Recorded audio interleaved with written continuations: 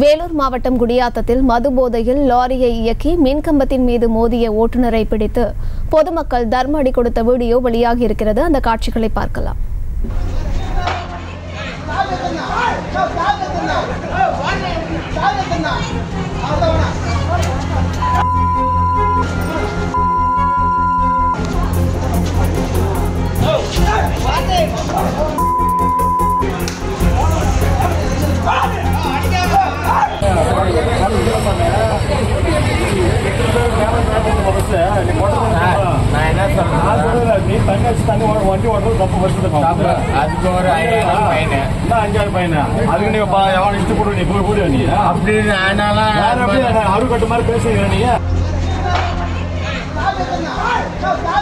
இது குறித்தான மேலும் விவரங்களை கொடுப்பதற்காக செய்தியாளர் சிதம்பரம் இணைப்பில் இருக்கிறார். பேசலாம்.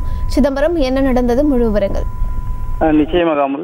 வேலூர் மாவட்டம் குடியாத்தம் பெங்களூரில் இருந்து சென்னைக்கு கண்டெய்னர் லாரியில் ரவை லோடு ஏற்றிக்கொண்டு மாதூர் பகுதியைச் சேர்ந்த லாரி ஓட்டுநர் தனஞ்சயன் என்பவர் லாரி ஓட்டி வந்துள்ளார். அப்பொழுது குடியாத்தம் நகரில் காமராஜர் பாலம் அருகே வளைவில் திரும்பிய போது எதிர்பாராத விதமாக சிறிய மின் மாற்றி மின் கம்பம் மீது லாரி மோதியது. இதில் மின் கம்பம் உடைந்து சாய்ந்து அதிர்ஷ்டமாக மின்சார துண்டிக்கப்பட்டுள்ள அசம்பவங்கள் தவிர்க்கப்பட்டது.